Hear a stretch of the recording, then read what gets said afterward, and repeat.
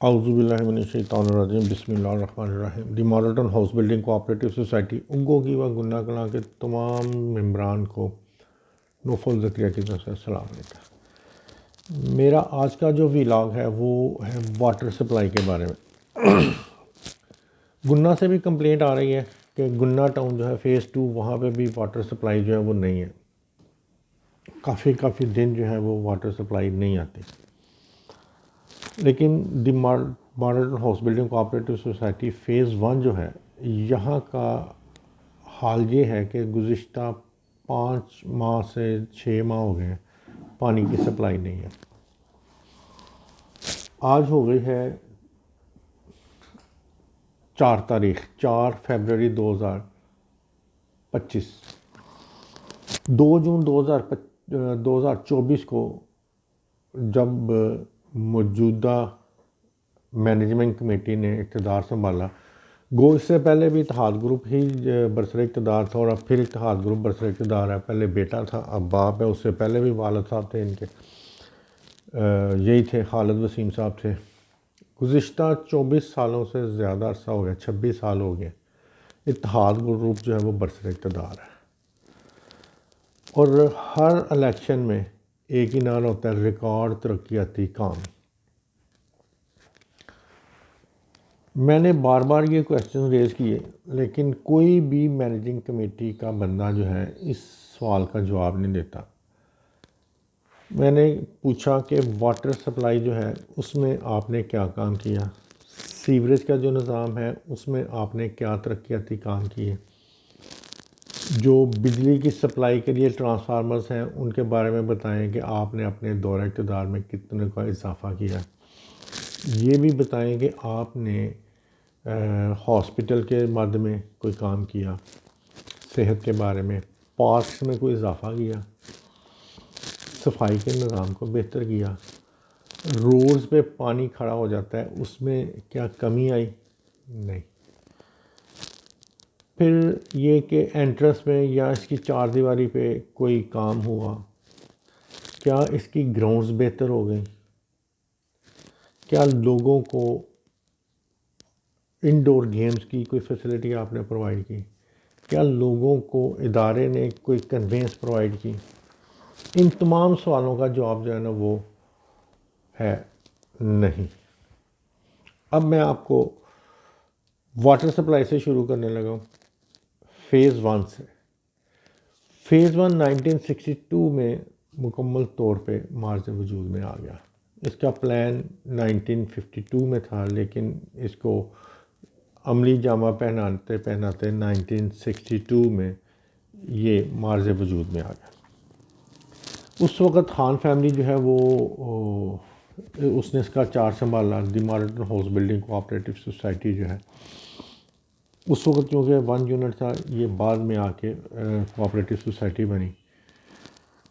जब ये Punjab cooperative society बनी उस वक़्त वाटर सप्लाई पाइपलाइन बिछी हुई थी, सीवरेज पाइपलाइन बिछी हुई थी, ईंटों वाली रोड्स बन गई हुई थी, सब्ज़ा बेतहाशा था, हर रोड के दाएं बाएं जो है वो शहतूत के दरख्त लगे हुए थे। फिर टर्बाइंस लगी हुई थी 3 अदद वाटर सप्लाई की। कुओं के लिए जगह मुख्तस थी और कुओं की खुदाई भी हो गई थी, वहाँ पे 2 मोटर्स भी इंस्टॉल थी, लेकिन वो वर्किंग पोजीशन में नहीं थी। ये वर्किंग पोजीशन में सीवरेज का निज़ाम जो है वो जब सीवरेज का आएगा मैं बताऊँगा 1983 में आया। ये तमाम वो फैसिलिटीज़ हैं जो मौजूद थी। मस्जिद का काम बाद में हुआ, पार्क वो बना, लेकिन वो बना 90s के दौर में, जब अरशाद अहमद ख़ान साहब के आखिरी दौर से चंद साल थे उन्होंने मस्जिद का काम भी शुरू करवा दिया। क्रिकेट ग्राउंड का भी बन गई, वहाँ पे ये आप कह लें टेलीफोन एक्सचेंज भी आ गई, बेसिक हेल्थ यूनिट भी आ गया। ये वो सारे काम हैं जो अरशाद अहमद ख़ान साहब की फैमिली जो है उन्होंने किए। वाटर सप्लाई के लिए उन्होंने 3 मोटर्स लगाई हुई थी, जो तीनों 96 में वर्किंग पोजीशन में थे। एक मोटर जो है वो क्रिकेट ग्राउंड जिमखाना में लगाई गई, चौथी मोटर जो है। अब मैं मुआवजा करता हूँ जो रिकॉर्ड तरक्याती काम आए उनमें। इस वक्त जो पानी वाली मोटर्स हैं फेज़ 1 में वो है 3।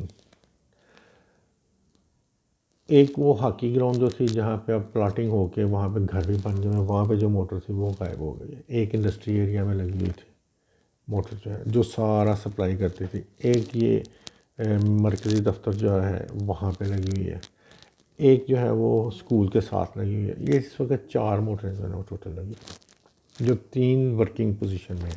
कैसे वर्किंग पोजीशन में है उसके बारे में आपको बता दूंगा। गुज़िश्ता 5 माह से ये वर्किंग पोजीशन में नहीं है, वर्किंग पोजीशन में है लेकिन पानी की सप्लाई बंद है।